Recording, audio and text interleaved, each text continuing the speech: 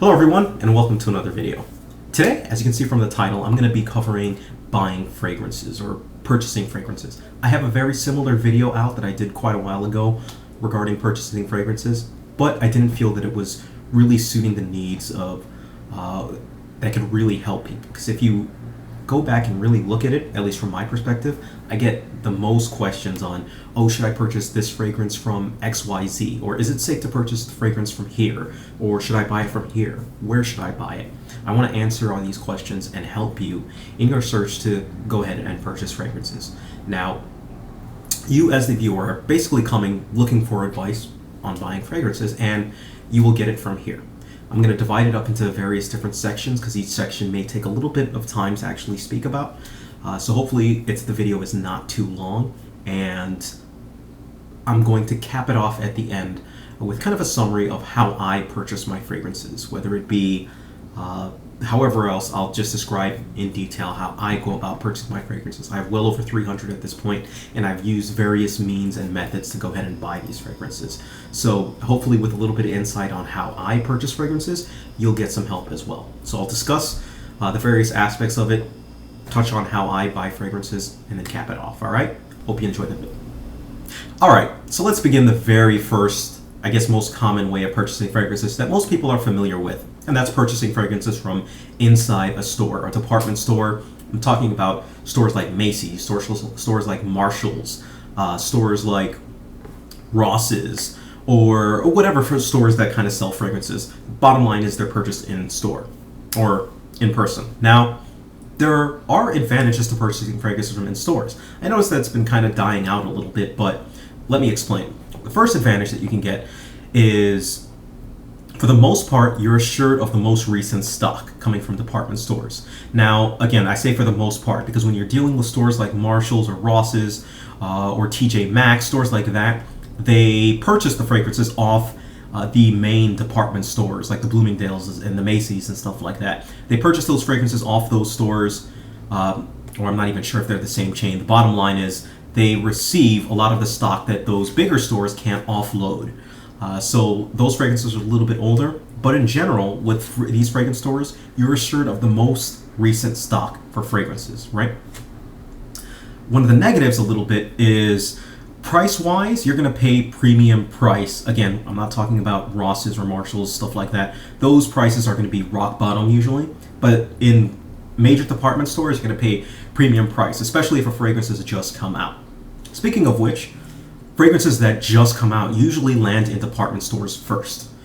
More so than online stores or anything like that, they'll usually land in department stores first. It's changing a little bit nowadays because some online stores are getting that same type of vibe, but you can generally find that fragrance in an online store a little bit sooner.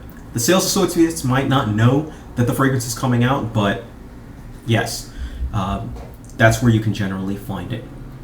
Another advantage that might not be seen is that becoming chumming with the salespeople isn't a bad thing. I mean, there are a lot of salespeople who don't know much about fragrances, even though they're selling them.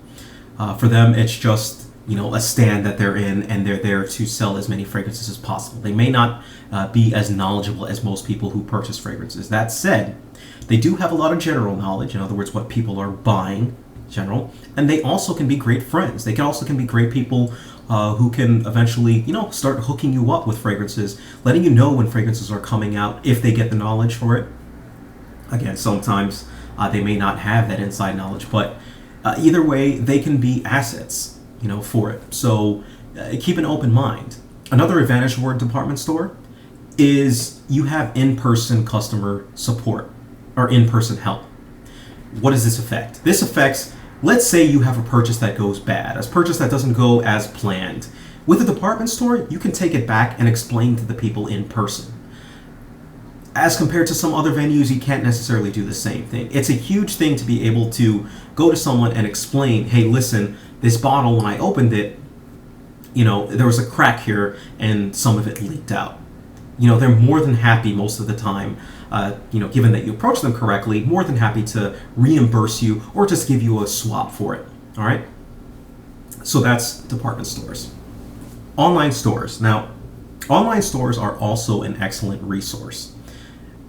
the thing that you get with online stores is, one, the price is going to be most of the time better than you can get in person. Almost all online stores have some sort of discount code going on for them. So I highly recommend, from whatever store that you choose from, look for an online code. There's at least a 10 or 15% discount kind of floating around out there that can be used at pretty much any occasion. So always look for discount coupons coming from online stores.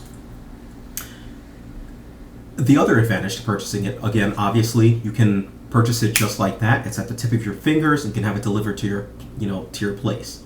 A little bit of the downside for it, though, the customer support options are a little bit lacking on online sources. In other words, you don't have a person really to complain to. Some have numbers and stuff like that, but nothing beats, obviously, explaining your plight or explaining what's wrong to somebody in person, right in their face.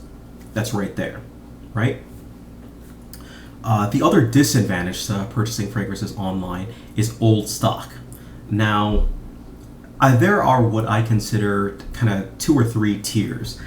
There is purchasing the fragrance directly from the manufacturer, in which case, as much as possible, you're kind of assured at least some semblance of it being the newest possible type of fragrance as far as age goes. There is also purchasing it from a department store, which is the next tier down, which is almost just as new. It's right there. And then there's a tier below it, which I kind of include stores like Marshall's, stores like Ross's, online stores is where I put there, or even a little bit below that. These are stores that pretty much sell fragrances that are not necessarily the oldest at times, but they can be the oldest. They can be pretty new as well. Let's not get it twisted on that.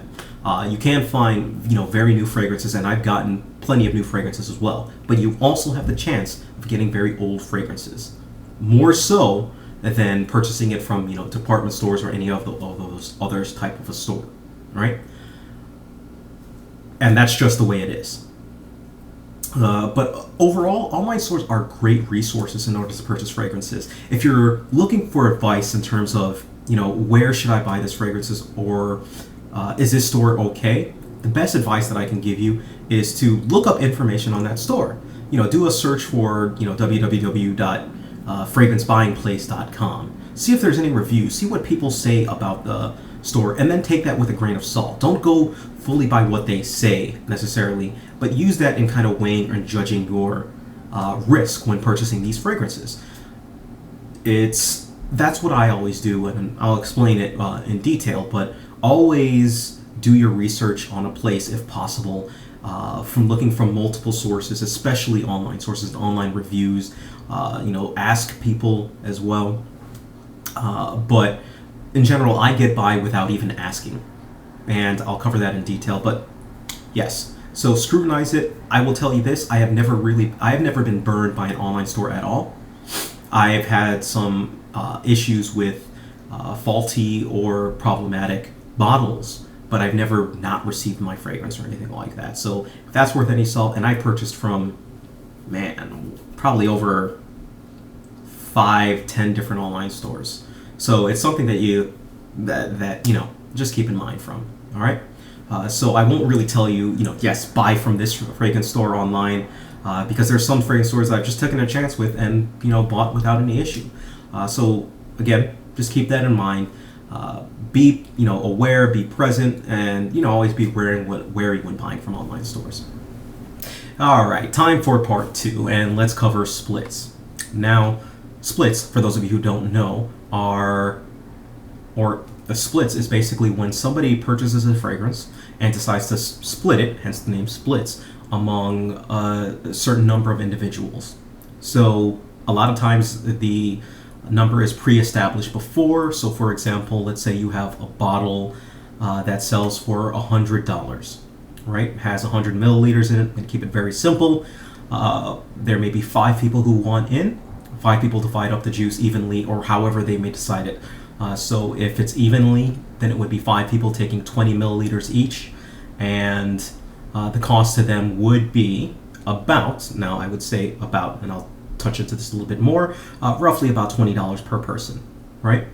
Now obviously there are many different factors that can come into splits. Different splitters charge different amounts of money for the juice that they're selling. So, for example, a lot of times there isn't just the actual bottle cost that you're figuring in. You're also figuring in the bottle cost, the shipping cost to each person, may be different depending on where you are, the cost of buying decants or little glass bottles, atomizers to hold your fragrance in. Those costs basically, and so those costs are actually added into the fray and then taken and split over. Now, it may not seem necessarily like a big deal, but a lot of people do purchase or go into splits because number one, it's a very good way to purchase a fragrance that you might not have the full money to buy a bottle for. So if you don't mind not having the bottle, this is a great way. You can also negotiate, with the person doing the splits if you can have the bottle, because generally there's still going to be the bottle left, so you might want your share in the bottle. Sometimes people charge a little bit more for having the bottle though, so just keep aware of this fact. Now, again, it's a great way to get your hands on fragrances that are maybe a little bit out of your price range, or maybe even fragrances that you don't want the full 100 milliliters or however much they're selling for. Maybe you only want a little bit of the juice instead. And so for that reason, enter a split. Another reason splits can be excellent is for sampling. If somebody lets you go in really low for a split, maybe 5 milliliters, something like that, and you want to try out, that much of a fragrance, you want a little bit more than those small little vials vials that they give you, then go in on that, and that'll be good enough for it. So splits are a very, very useful tool, and they're very helpful in purchasing fragrances, especially when you're talking about the more expensive fragrances that are around $200, $300. A lot of people aren't comfortable paying that. Maybe you can pay $60 for a smaller amount of the juice, but at least you'll get your hands on it. Now, there are some things to keep in mind when doing splits. There are some pitfalls with splits. Number one, shop around and know your splitter. Depending on who you're doing splits with, they're going to have some sort of reputation for it, especially if they've been doing it for a while. Some people have good reputations, some people have bad reputations. One thing you might want to see is how that splitter interacts with others. You may, having a bad interaction with a splitter isn't necessarily the end of all being. It may just be, the person buying was difficult. Maybe there was some factor in it. It's not always the splitter's fault, but read into the story, see what happened, and go from there. One piece of advice that I always give when dealing with splitters is that you really want to make sure that whoever the splitter is, they have their lines of communication open. So if you're looking, I consider a red flag as somebody who doesn't get back to messages or send back messages for whatever reason it may be, right? It's very important, again, to keep the lines of communication open, especially when dealing with splitters, so that everyone knows what's going on and what's involved. If you get into a conflict with a splitter regarding juice or some aspect, reach out to the person, talk to them, kind of walk it through, see how it goes from there. You can find splits on places like Base Notes. I know they have a huge splitting community. YouTube fragrance communities have a very big presence as well. I know there's a monthly fragrance thread or fragrance swap thing kind of going on, and there are splits advertised there as well. There are some people advertising directly on YouTube for splits. There are some people who do just splits, reviewers who do splits and go in on it. There are plenty of places to find it. Facebook, you name it, there are plenty of places to find splits. Though, again, just be cautious on finding reputable reviewers. See what other people have to say about it, and take what they have to say, and then intelligently apply it to whatever situation it may be. All right, so that's splits. One more thing I forgot to mention about splits is shop around. With splits, there are many people are charging very different prices.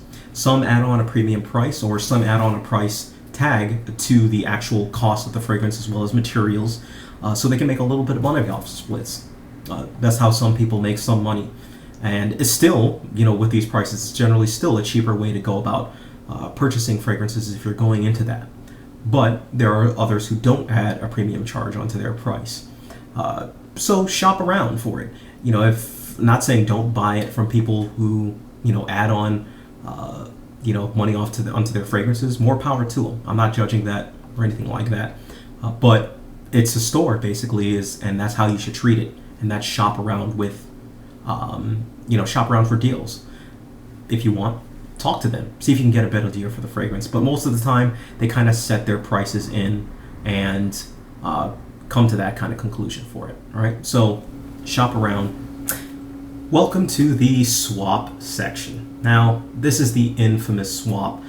Most of you know what swap is, but for those of you who don't know, a swap is basically when two people decide, hey, I don't want this fragrance anymore, let's trade. That's all it is, a trading of fragrances, whatever they decide on the value, and they go ahead and make the trade. Now, in most cases, or should I say in most normal barter swap situations, it's done face to face. And there really is no issue. You hand over the item, the other person hands over the item, and all is well. But we're on the internet, and obviously most of the trades are done via internet, so therefore when swapping, cross-country, internationally, it's done with basically some trust involved. Both parties usually agree to send the fragrance at the same time. Sometimes one party will insist the other send it first, or vice versa, and the trade is done via that way. Now, obviously because of this case, there are some pitfalls to watch out for when dealing with swaps. The first thing and helpful tip is to know who you're dealing with. Try and find out as much information on this person as you possibly can. Obviously, it's usually better to deal with people who have a reputation in the community, in whatever fragrance community you may be in. But it's usually better to deal with people who, are worthwhile trades. You see some threads like there's the monthly fragrance swap thread that usually goes around, and the usual faces usually show up. Generally, I say you're safe with trading with your viewers just because they have a public face. In some cases, not so. Whatever the case may be, always use discretion. Use your own discretion when deciding whether to trade, but always try and do your research into that person, see what you're actually getting into. The second thing, if you're still not, totally sure with this person, why not go through a third party? Basically, how it essentially works is you want to choose like a neutral party, a party that both parties trust, or a person that both parties trust. You both send your fragrances to that trusted party, and that trusted party then sends that fragrances to each associated person. That's for those of you who may have lacked some trust, but do have a mutually trusted person who you trust with to go ahead. It's a little bit of an extra step, and you probably have to pay the middle person for an extra leg of shipping, but for some people, it's worth the peace of mind. I know I personally have thought about creating fragrant, or not necessarily fragrance swaps, but actually swap or barter websites, but we'll see. But either case, sorry, shameless plug. But either case, swapping, that's generally how it goes. Now, for another piece of advice, now, you know what, I'll cover this in the section on how I do things. But essentially that's swaps. I think it's a great way to actually get your hands on a fragrance that you may want and get rid of another fragrance that you don't want. Personally, I'm a collector. I don't get rid of any of my bottles for the most part, but it is a great way to kind of shore up your collection and to get, like I said, get rid of stuff that you don't necessarily want. And that's about it. And now we come to payment. I wanted to leave this section separately just because I am very stringent on payment. I've never actually had a situation where I've been scammed. I've been attempted to be scammed before, but I always take precautions in order to protect myself and make sure that, all is well. First thing, I always pay with credit card. Number one, I always pay with either credit card. Very rarely I'll use debit card, but credit card. Because my credit card company, I use my card quite frequently. I have a pretty good relationship with them. I obviously pay my bills on time, whatever the case may be. And I think I've had 3 situations where something has gone awry, not just with fragrances, but with other items. And they've reimbursed me and launched their own investigation into it. And I was compensated for, pretty much wrongdoing. I'm going to give you one example for it. I purchased a fragrance online. The retailer, I purchased it from an online retailer, and the retailer basically came back and said, yeah, we sent you fragrance X. I didn't get fragrance X. And so obviously I filed a complaint with them. They said, no, we already shipped it. And I said, okay, well, I'm just telling my credit card company I didn't get it.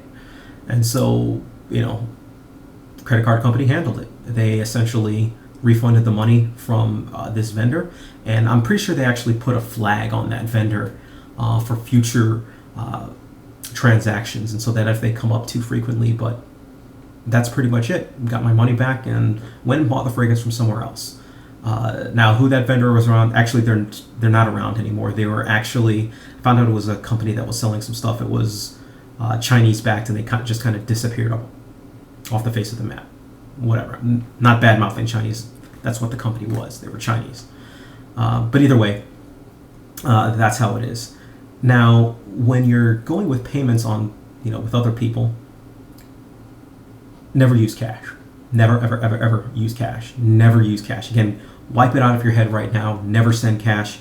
If there's anything involved regarding cash, unless it's face-to-face and you're just giving the fragrance right there for cash, sure. But for the most part, never use cash, especially sending it over the internet or sending it over mail. I'm not even sure if I think the post office legally tells you don't send cash, but either case, yes, cash. Even checks, I shy away from checks. Don't use checks at all. Not a good payment method. PayPal. This is a big one. PayPal is what most people use to send payments to one another, right? PayPal is an excellent service, and I've been using it since its inception. And since, though, they've actually changed some things around. It's actually free to give money as a gift, and it costs to buy something off somebody, right? Now, obviously, they give you their discretion when filing these things. So, essentially, you can, send money to somebody as a gift. However, keep in mind, it's just that, a gift. So let me offer you solid piece of advice, number one, regarding PayPal. Never, ever, I won't say ever, ever, don't send gifts. Don't do it. No matter how nice the guy seems, no matter how, whatever the case may be, don't send gifts. If you've got somebody who refuses to do business with you without a gift, don't do it. What I do, either don't do it or simply tack on the extra charge that he would incur if you sent an actual payment, which is, it's not that much either. It's something small. It's between 1 and 5% at the highest. It's very small from what I've seen. So I always insist on it, and if they insist on it, I negotiate the price in with paying as an actual payment. Why? Well, it's very specific. Number one, if you pay as a gift, you cannot complain to PayPal. You cannot complain to any legal authority for that matter on that part, because you gave it as a gift. You designated it as a gift to that person when you can clearly, designate it as a sale. So basically, in your attempt to save a few bucks or to have them save a few bucks, you basically just kind of opened yourself up to their mercy. At this point, they can decide whether or not to send it to you or not. And I've seen too many problems occur because people, send something as a gift. Don't do it. Just don't do it. Again, insist on paying the extra, whatever cost may be. Don't do it. Yeah, don't do it. Always pay as an actual payment for an item or good or service, basically.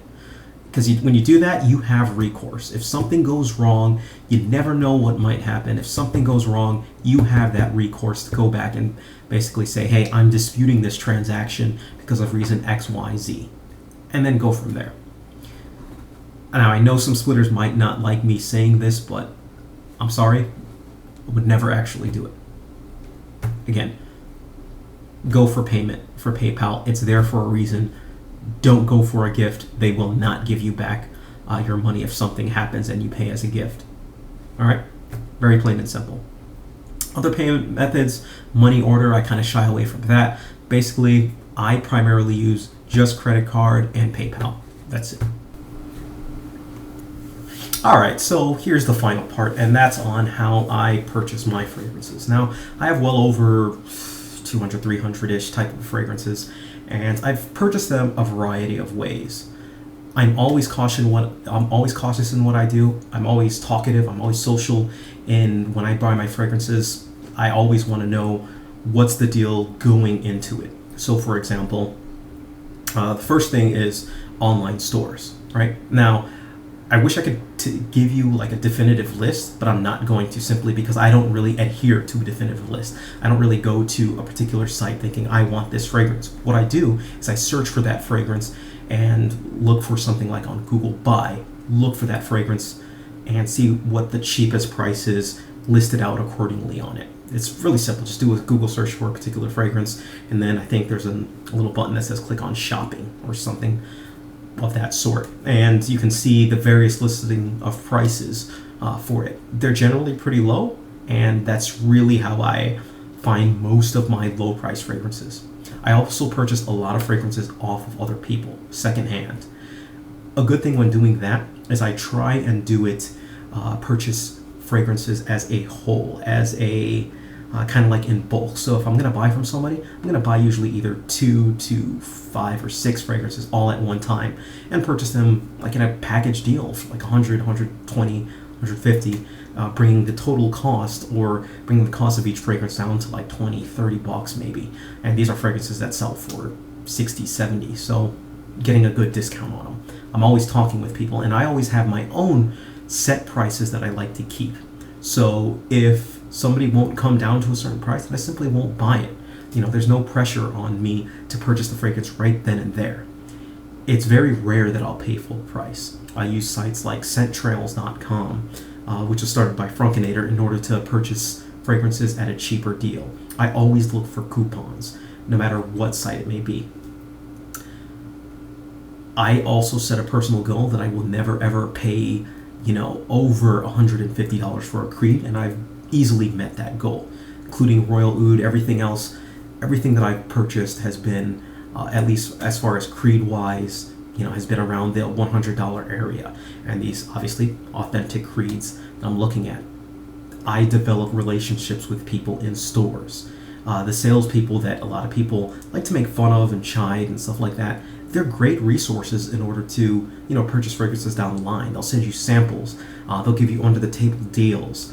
I know for like the higher end stores like Bergdorf, Goodman, the Saks Fifth Avenue, I have employee hookups. I know people there. And so they usually try and get me in on the employee deals for 50% off, stuff like that. Obviously I can't, share that with anyone else, for fear of their job, whatever. But the point is, I make relationships in order to, kind of facilitate that end. And for that reason, again, very rare that I'll pay full price for a fragrance. The only fragrances that I paid full price for are fragrances that literally just came out and are only available in Macy's at a particular time, and I can't wait, for those employee discounts or whatever comes out, so I'll purchase it right off the bat. When I was younger in my fragrance life, I purchased, I think, Muscat Ashore for full price. But outside of that, no, I always pay some, or get some sort of a discount. As far as PayPal and credit cards go, I always use my credit card. PayPal, I always choose to pay, via the actual purchase rather than sending a gift. Never, just not for me. Never. I enjoy the security in my mind. Again, touched upon that, but yes. Splits. I think I've participated in one split outside of. I kind of split with a couple of guys that I know already, Frunkinator, Luis, and a couple other guys already, Igor and Ahmed. But outside of that, I don't really get involved in splits. I've been involved in one split. Outside of it went pretty well, but same rules apply that I mentioned earlier. I always pay, with an actual payment, not a gift, and I got to know who was actually doing it. On swaps. Now, swapping, I can be blunt right now. I'm pretty bullish when it comes to swap, unless you are somebody who is well established in the community, then I will insist on them sending the fragrance to me first. It's, my reputation is solid as far as I'm concerned. It's, I'm not going anywhere. I'm not a, scammer, and I've got the actual authenticity to actually back it up. So if I don't know that person, then I'm going to insist they send the fragrance first. And if they don't, no skin off my back. We won't swap. Now, again, I mentioned I don't swap my fragrances earlier, and that holds true. I don't, but if I did, that's what it would be. Now, as far as the actual trades, I'm actually not sure. I've swapped once, but that wasn't online, so that doesn't really count. Now, outside of swaps, that's pretty much, yeah, you know what, I was going to bring up a story, but it's a little bit too long for that. But either way, in your case, or if you're new and just starting out, I would highly recommend, getting to know some people within, your fragrance circle, within the fragrance community, setting up some small trades and kind of proceeding from there. All right. So that's how I got the majority of my collection. Again, no specific online sites because I purchased from a variety of online sites. Another one is in-person, stores like Min New York. Min New York's a great resource for the higher end fragrances, a little bit harder to find fragrances. They have great staff, and especially if you go in there in person, they're a really great, place to get to know, help you pick out fragrances and stuff like that, give you plenty of samples, give you plenty of time to change your mind, and they're in a non-salesy, rushy type of way. So shameless plug there too. But that's pretty much how I purchase my fragrances. If you have any specific questions, feel free, leave a question down below, send me a message, whatever you gotta do. Thank you, take care of yourselves, and you have a great day.